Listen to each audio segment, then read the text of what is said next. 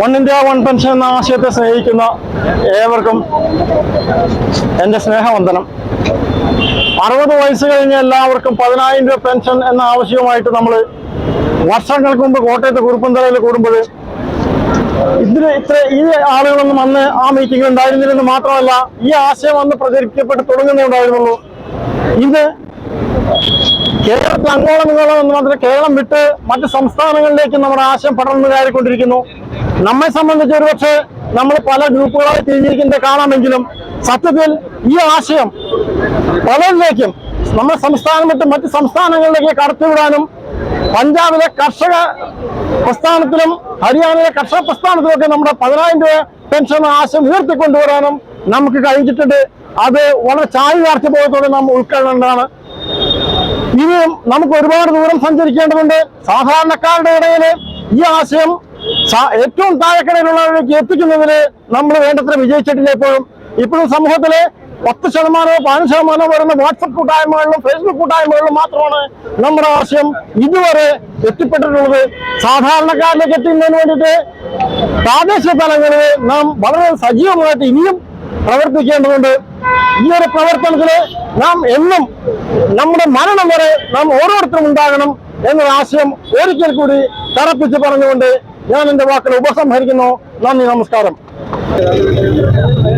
പ്രധാനപ്പെട്ട നമ്മുടെ വിശിഷ്ടാതിഥികളെ, അധ്യക്ഷ, അതുപോലെ തന്നെ വൺ ഇന്ത്യ വൺ പെൻഷന്റെ ഇന്നലെ രാത്രി തുടങ്ങി ഈ ധർണയ്ക്കും പ്രകടനത്തിനും വേണ്ടി അഹോരാത്രം പടിപ്പെട്ട് ഈ അനന്തപുരിയിലേക്ക് കടന്നു വന്ന നിങ്ങളെല്ലാവർക്കും ആർദ്രവുമായ സ്വാഗതം ആദ്യമേ ഓർക്കുന്നു.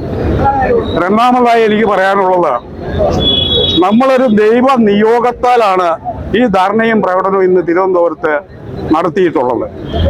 കോരിച്ചെറിയുന്ന മഴയെ പ്രതീക്ഷിച്ചുകൊണ്ടാണ് നമ്മൾ വന്നത്. പക്ഷേ പ്രകൃതി ഇന്ന് നമുക്ക് വെയിലിന്റെ മകുടമാണ് തന്നിട്ടുള്ളത്. പ്രകൃതി നമ്മളെ അനുഗ്രഹിച്ചിരിക്കുന്നു. ഇത് തന്നെ വൺ ഇന്ത്യ വൺ പെൻഷന്റെ ഒരു വൻ വിജയമാണ്. അതുപോലെ തന്നെ ഈ OAP എന്ന സംഘടനയെ കൂട്ടിയോജിപ്പിക്കാൻ വേണ്ടി ഞാനും സദാനന്ദൻ മാഷും കൂടി ഇറങ്ങി പുറപ്പെട്ടപ്പോ കൊടുങ്ങല്ലൂര് ഭഗവതിയുടെ നടയിൽ നിന്നാണ് ഞങ്ങൾ ആരംഭിച്ചത്.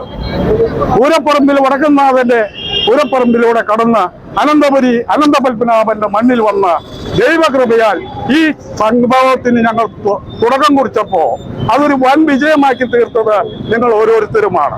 നമ്മൾ തുടങ്ങിയ 7 ലക്ഷം ഫോളോവേഴ്സിലേക്ക് നമ്മൾ ഇനിയും തിരിച്ചെത്തേണ്ടതുണ്ട്. നമ്മുടെ ഈ കൂട്ടായ്മ, ഈ ശക്തി വൺ ഇന്ത്യ വൺ പെൻഷന്റെ തുടർന്ന് ആയിരിക്കണം. ഇതൊരു മുന്നറിയിപ്പ് മാത്രമാണ്. ഇത് 14 ജില്ലകളിലേക്കും വ്യാപിച്ച് ഇന്നല്ലെങ്കിൽ നാളെ ഒരു വൻ ശക്തിയായി ആഞ്ഞടിക്കാൻ ഇന്ന് ഇവിടുന്ന് പോകുന്ന നിങ്ങൾ ഓരോരുത്തരും നേതാക്കന്മാരാണ്, അണികളല്ല. നിങ്ങളിൽ നിന്ന് 1000 അണികളെ പൊട്ടിപ്പുറപ്പെടിച്ചുകൊണ്ട് ഇനിയൊരു സെക്രട്ടേറിയറ്റ് ധർണ വരുമ്പോൾ ഇവിടുത്തെ വാഹനങ്ങൾ എല്ലാം ബന്ദിയാക്കുന്ന പോലെ നിറഞ്ഞ ഒരു സമൂഹത്തെ നിങ്ങളെല്ലാവരും കൊണ്ടുവന്ന് നമ്മൾ വൺ ഇന്ത്യ വൺ പെൻഷനെ അത്യുന്നതയിലെത്തിക്കണം. നമ്മളെ എതിർത്ത, നമുക്കെതിരെ പ്രവർത്തിച്ച ഗവൺമെന്റ് ഉദ്യോഗസ്ഥന്മാരും രാഷ്ട്രീയ ഉദ്യോഗസ്ഥന്മാർക്കും ഒക്കെ ഇന്നല്ലെങ്കിൽ നാളെ ഈ സെക്രട്ടേറിയറ്റ് പടയിൽ സമരം ചെയ്യേണ്ട ഗതികേടിലേക്ക് ഈ സർക്കാരിന്റെ സാമ്പത്തിക നയം കൊണ്ട് എത്തിച്ചിരിക്കുകയാണ്. ഇന്ന് നമ്മൾ KSRTC കണ്ടു, ശമ്പളമില്ലാതെ. അതുപോലെ തന്നെ ഇന്ന് ഡ്യൂട്ടി ചെയ്യുന്ന പോലീസുകാരും ഇന്നല്ലെങ്കിൽ നാളെ ശമ്പളമില്ലാത്ത അവസ്ഥയിലേക്ക് പോകും.